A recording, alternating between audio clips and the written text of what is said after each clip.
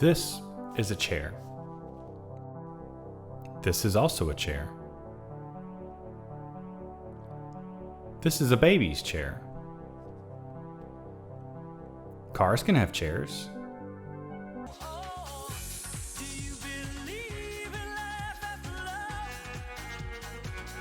This is a chair.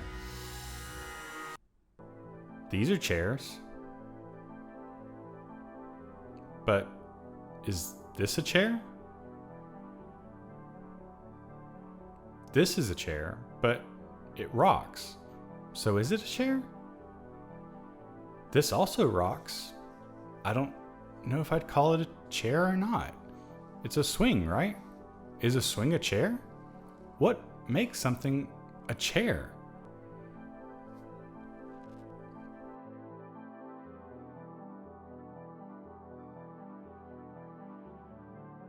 Well, if we're really getting into what makes a chair, what we're actually doing is something called, and if you guessed nosology, you're right on the nose.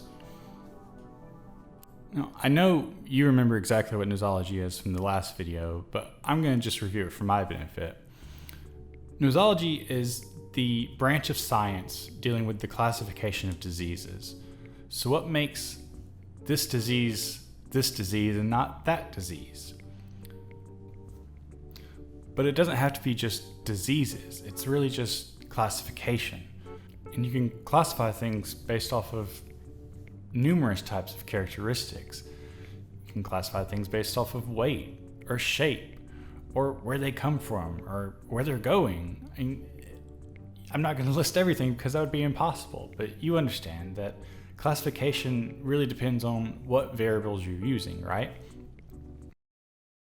So let's get back to chairs.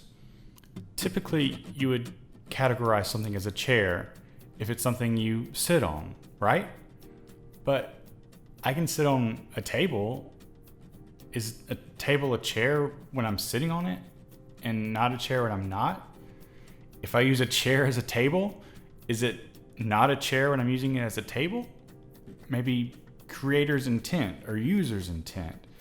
If someone built something to be a chair, then it's a chair no matter what it is. And if someone wants something to be a chair for themselves, then it is their chair, regardless of what the intent was originally. I hope that this example is able to show how difficult classification can be, or categorization, especially when there's no central authority. So no matter how much I detest authority, I will say that it is necessary at times, because by America having the APA, which is our authority in mental health disorders. Oh yeah, by the way, this is a class on mental health disorders, not chairs.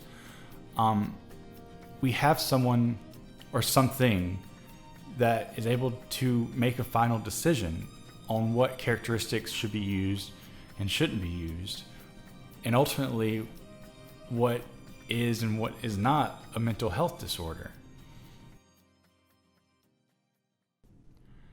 I spent a good amount of time talking about what makes something a chair. Now, I guess we should look at what makes something a mental health disorder. Believe it or not, that's a little more difficult.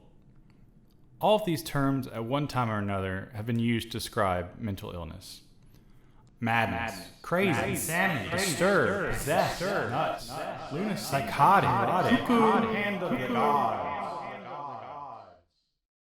Obviously, many of them are dated or downright offensive. Just as a quick side note, I think it's cool that the term lunatic comes from the belief that mental illness was controlled by the moon, i.e. lunar. But there's one other word I want to mention that's used to describe people. To me, it can be one of the most harmful and wall building of words, hurting people's feelings, impacting their daily choices and relationships. That word is normal. During this course, it'll at many times feel normal to use this word to describe a certain type of behavior. But what is normal behavior? All you can really describe it as is behavior that's not abnormal. You know, it's normal. Just be normal. But that's the thing. Normality is subjective. Your idea of what's normal is likely very different from mine. So I want us to try hard this semester to not fall back on this vague and at times malignant word. So what is a mental health disorder? Well, obviously it's when people don't act normal. Just trying to see if you're paying attention. Mental illness has existed for likely all of humanity. Versions of mental illness can be observed in numerous species, so it's obviously not something special to us. But we as humans have the blessing and curse of being able to analyze our own consciousness, which likely takes our experience of mental illness to a whole new level. In ancient Greek times, it was commonly believed that all health problems were controlled by the four humors, which were essentially four liquids that made up our body and required a balance for us to be healthy. These were black bile, yellow bile, blood, and phlegm. When any of these humors were out of balance in your body, different effects would occur based on the new balance. For example, if black bile was out of balance, it could lead to anxiety and depression. The term for black bile is actually melancholic, which is a clear etymology for our modern term of melancholia, which there's actually a subtype of major depressive disorder called melancholic major depressive disorder, or major depressive disorder with melancholia, excuse me. But obviously this all sounds silly. I mean, how could some unseen force or liquid in our bodies be responsible for our thoughts and moods? People back in ancient times were, well, I mean, bless them, right? And these invisible chemicals somehow cause problems when they're out of balance. Now we have modern medicine and science. We have a much more sane and reasoned belief.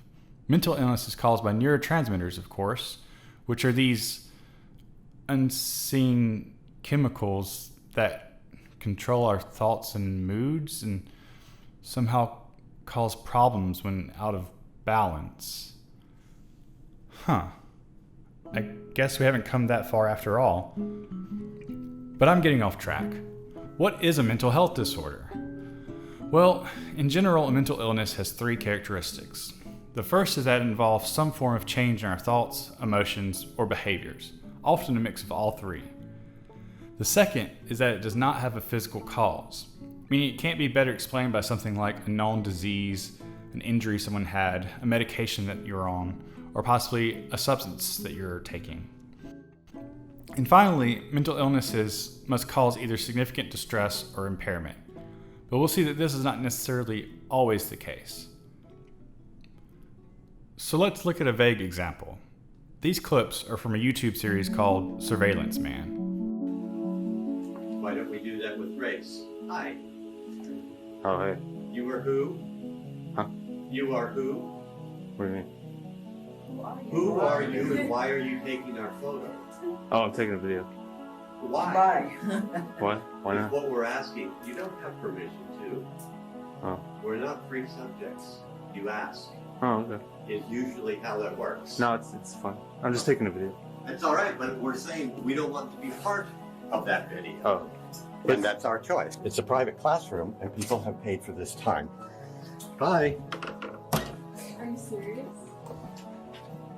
No, come please. I've asked you out. We're not doing this.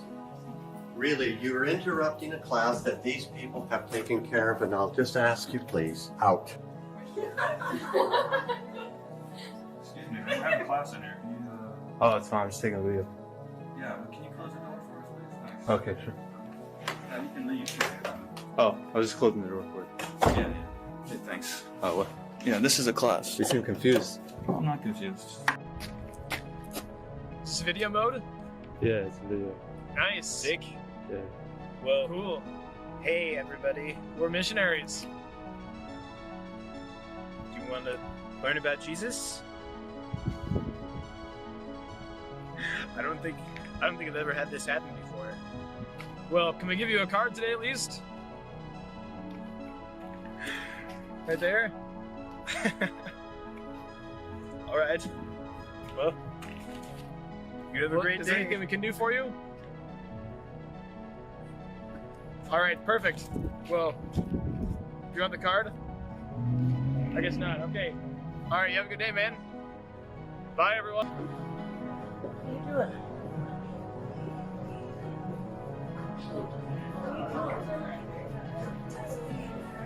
Let anybody go. Hey, how are you? Good. You had a problem? What are you doing? We got a photographer. I don't know who this guy is. What are you doing? Hey, son. Hey, hello? What are you doing? What are you doing? What are you doing? You don't know. He's been following us and taking like, what are you doing? Why don't you answer him? Hello? Hello? Chief. Hey, Chief, what are you doing? Do you talk? Do you talk? Hello? We're going to meet somebody. Holy How crap. you doing? I'm good. This is freaking me out. Yeah, I know. Should be really freaking you guys out. I'm Let going me to grab take that this, and camera. I'm It's gonna take gonna this be in the picture. ground. I'm gonna take. Listen, why are you doing that for?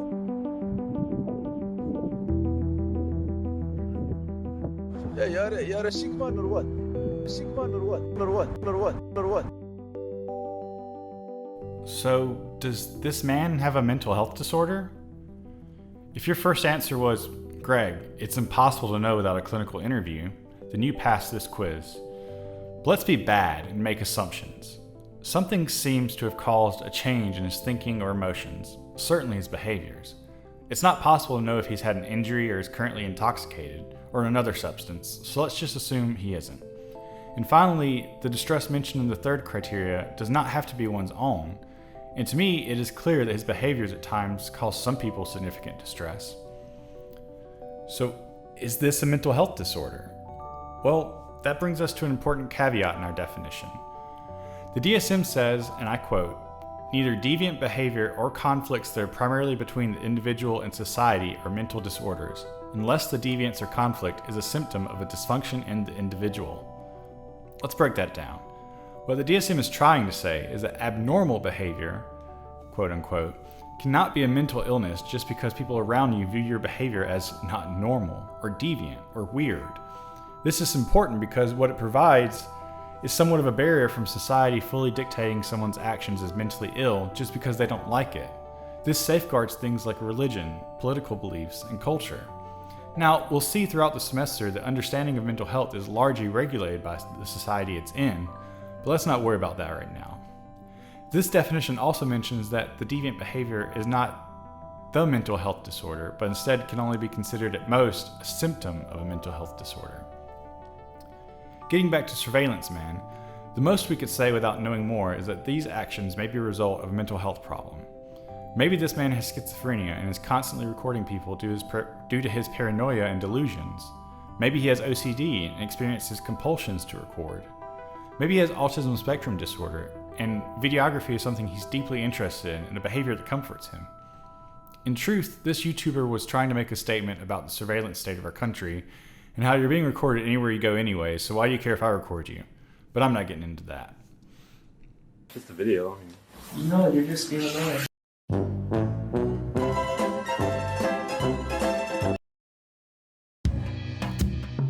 But here's an interesting question.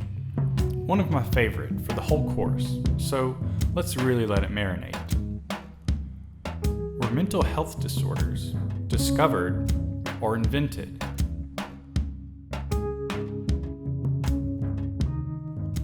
To discover something means it was there, fully formed, prior to our knowledge.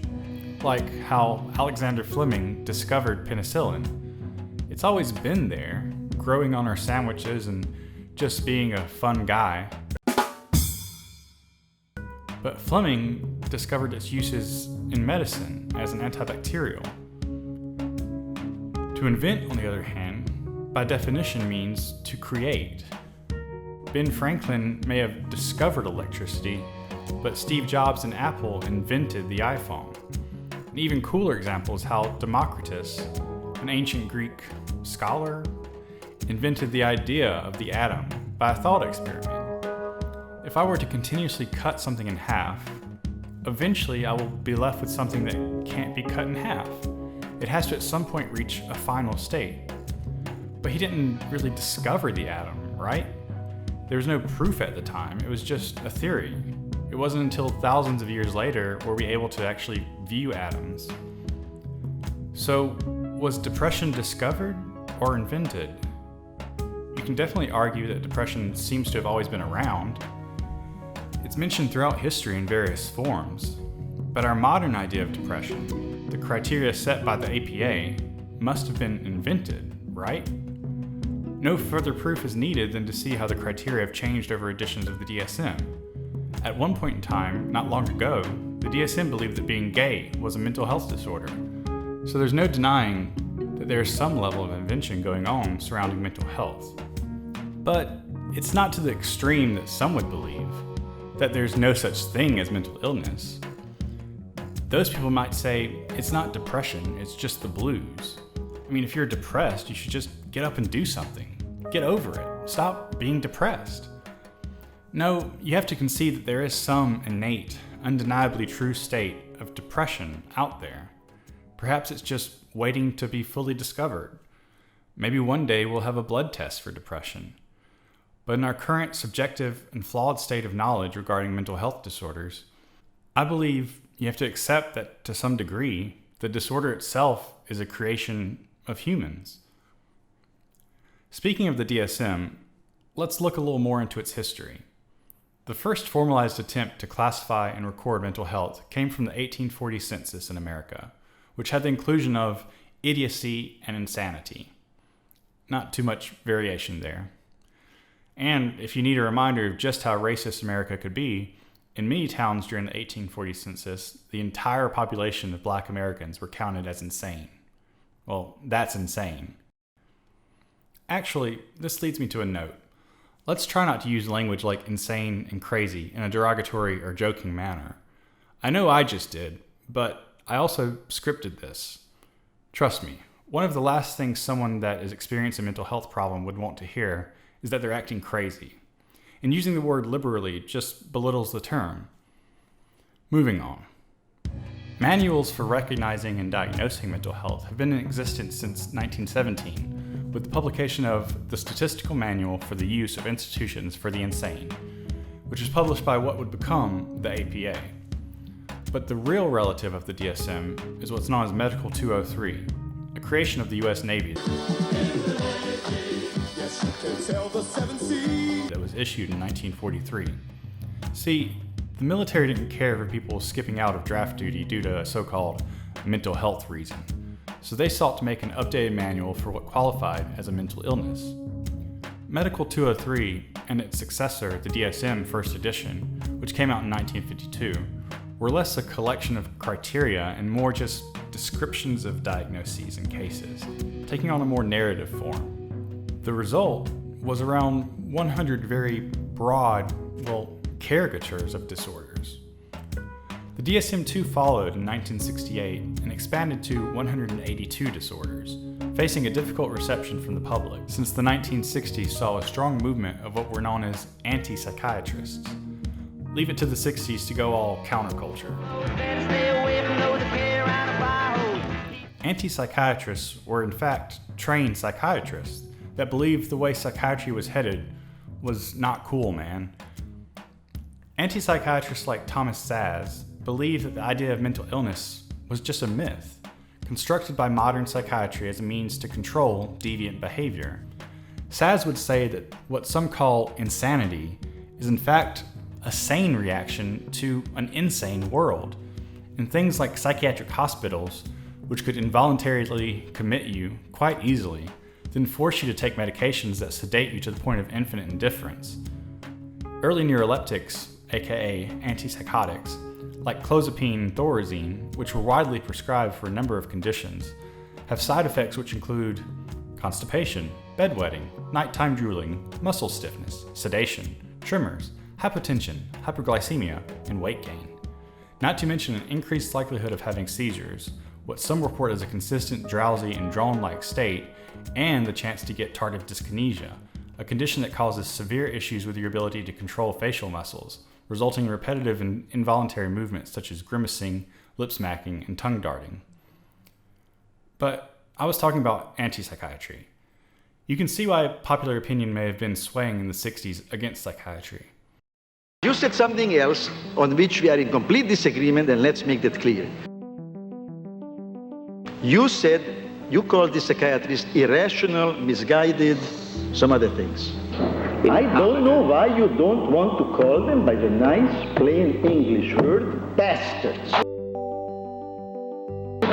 Evil, money grabbing, that was not an irrational term. It made money and power, gave them money and power. It had obvious strategic value. It had the same value as calling blacks chapped or calling Jews vermin. And that's to me obvious. It was not an indifferent mistake. And the answer is you're doing to the poor, incompetent psychiatrists exactly what you accuse them of doing to them. No, because it's a difference between attacking somebody who has committed a crime versus attacking somebody who has not. Let me finish. When you label any individual a bastard instead of talking about his or her bastardly act, that is exactly a label. It's pejorative, it's nasty, it's an overgeneralization, and that probably is the source of most human ills, that we label ourselves as bastards, lice, vermin, and we label others as so instead of labeling our acts as antisocial or self-defeating or whatever they are against our values.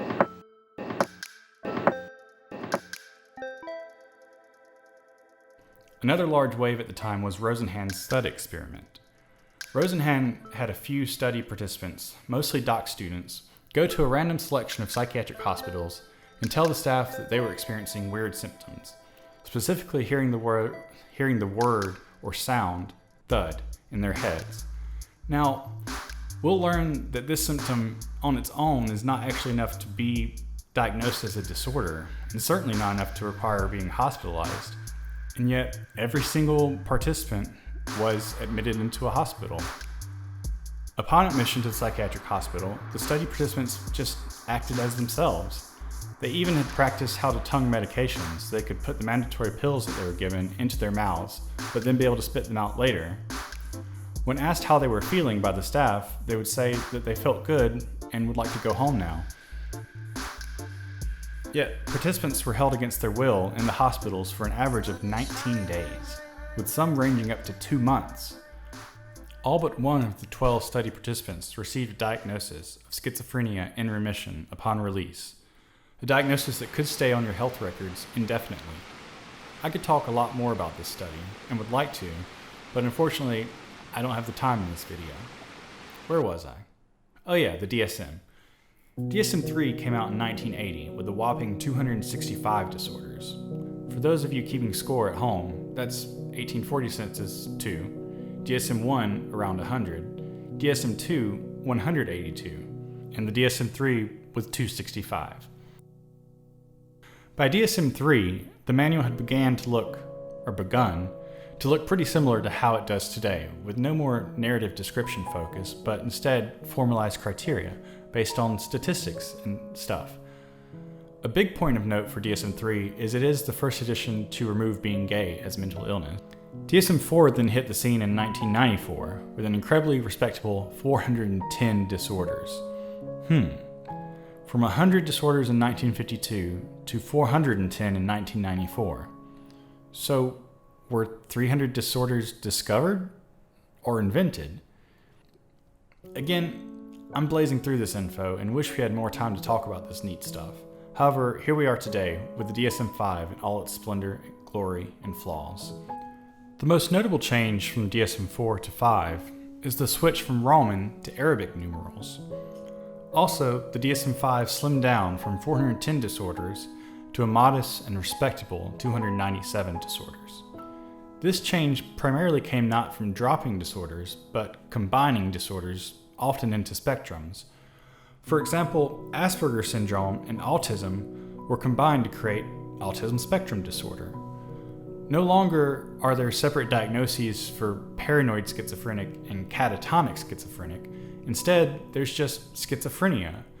This change was due to the realization that these sub-labels people were using didn't really differ in treatment, severity, or outcomes. So why use them? Nosology at work. Here's a good place for another aside. Since we are social workers and uphold the principle of dignity and worth of the person, let's be careful in how we talk about people's diagnoses. As social workers, we often use what's known as person-first language. This method helps us to differentiate the disorder from the person and also helps to reduce stigma. This person is not a schizophrenic or an addict. They are a person with schizophrenia or a person with a substance use disorder. Calling someone a schizophrenic reduces them to just their diagnosis, when obviously they are so much more than that. Now, let's briefly look at how to use this manual that will be the central focus of this course. Well, the DSM is broken down into 19 disorder sections, with each section covering a number of related disorders. These include neurodevelopmental disorders, schizophrenia spectrum and other psychotic disorders, bipolar and related disorders, depressive disorders, anxiety disorders, obsessive-compulsive and related disorders, trauma and stressor-related disorders, dissociative disorders, somatic symptom and related disorders, feeding and eating disorders, elimination disorders, sleep-wake disorders, sexual dysfunctions, gender dysphoria, disruptive impulse control and conduct disorders, substance-related and addictive disorders, neurocognitive disorders, personality disorders, and paraphilic disorders. We can start to see why it's so hard to define mental health disorders. When having a mental illness can range from schizophrenia to erectile dysfunction, finding one definition to cover it all is challenging. In general, a disorder is covered in the DSM by first reviewing its criteria, and then it's followed by a more qualitative description of that criteria. Next, the DSM has notes on things like cultural considerations, etiology, course, and prognosis of the disorder. We'll learn more about each of these when we get into our first section. We'll also learn next week on how to properly code a disorder, which is to say how to formally write out the disorder for a diagnosis and insurance purposes. Which leads me to my next point to talk about. Why do we use the DSM? What's the point? Well, we know that a big benefit is that it provides a central agreed upon criteria and definition for mental health disorders. Following this line of thinking, it also provides some comfort to people. I mean, it's distressful to feel like something's wrong and not know what it is. Giving a formalized diagnosis can bring comfort. It has a name, so I can fight it now. It also means you can seek support from others that are experiencing the same thing. Most importantly, at least for capitalism, is that the DSM facilitates insurance and billing. Criticisms of the DSM are often valid and include the fact that society has an influence on the manual and therefore on what is and is not a mental health disorder. Refer back to the fact that in 1960, being gay meant you had a mental illness. How can the American Psychiatric Association decide that homosexuality is not any longer an illness? Dr. Zaz, your comments on that question? I could tie in with what Dr. Ellis just said. We are pretty much in agreement on this, except that there were no new facts. There are no new facts about homosexuality. Nothing is now known about homosexuality that wasn't known 1,000 years ago. So it wasn't the basis of new facts that this was made. And what I rather like that question, because from a purely practical, sociologic point of view, what that question brings out, if perhaps one should add to it, I don't know how many people in the audience realize that it wasn't just that the APA changed its mind about it. It's how it changed its mind. It was done by voting. Now, voting defines something as a political act. If the American Medical Association would vote on whether cancer of the breast is a disease, that would be highly peculiar. Now, they may decide it on the basis of some evidence, but to vote on it makes it ipso facto political. So really, I don't see what more evidence is needed that the APA is a political lobby. As Thomas Szasz said, I know I've been saying Saz this entire video, but I think it's Saz now. Well, as he explains, it's impossible to deny that the APA, and therefore what is and isn't considered a mental illness, is subjective, biased, and prone to societal influence. Ultimately, what's included in the manual, and therefore considered a legitimate disorder, is included due to a consensus met between the specialists that make up each disorder's respective task force. Speaking of the DSM task force, it's also a little unnerving the amount of ties there are between the DSM task force and the pharmaceutical industry. In fact, 69% of the DSM-5 task force, the writers and editors of the DSM, have clear connections to pharmaceutical companies. I mean, it seems to me like there is a pretty clear conflict of interest here. One party saying that this is a mental health disorder, and the other is saying, here's the cure, and making tons of money off of it. Which they then give back to the party that makes the manual that says what they're curing is a problem in the first place. If you're the owner of Acme Pharmaceuticals and you make medications that treat a certain type of mood disorder, aren't you going to make damn sure that the mood disorder stays a disorder? So we end up with a bunch of people getting rich and a large majority of the population being told they have a mental illness. I'm going to cut my rant short here. I guess all that leaves for today is, why should you care? Why do social workers need to know about the DSM? And that's all social workers, not just those going into the mental health field. Because overall, we all need to have at least a basic understanding of mental health. There's so much misinformation, ignorance, and stigma surrounding mental health, and the only way to reduce that is with education and learning. So even if you're wanting to do macro work, for instance, it's still important to learn about mental health disorders. Especially so if you are also considering going into private practice. Social workers, once they've received the LCSW, are able to formally diagnose their clients using the DSM and bill insurance, just like a psychiatrist. We just can't prescribe medication. But even if you have no desire to work in private practice, no matter where you go, you will benefit from knowing the material in this course. When a client tells you they've been diagnosed with bipolar 1, you need to know what that means. And if I'm being humble, I can't think of a scenario where learning this material won't be beneficial for you in the future. So that leaves us with only one question. What is a mental health disorder? Did we ever fully answer that? We know that it's a change in thought, emotions, behavior, that it's a mental, not a physical etiology, and that it causes distress or impairment. Though, as I said, each of these, what seem like rules around what is and isn't a mental health disorder, are able to, well, if not be broken, at least bend.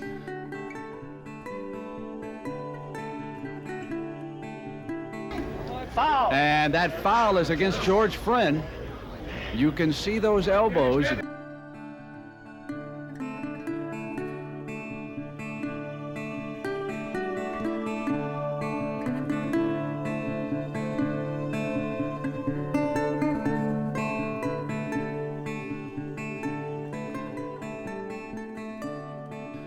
So, what's a mental health disorder?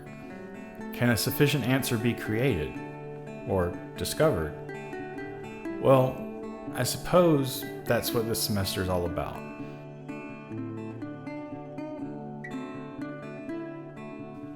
Next video, a brief history of mental illness treatment in America.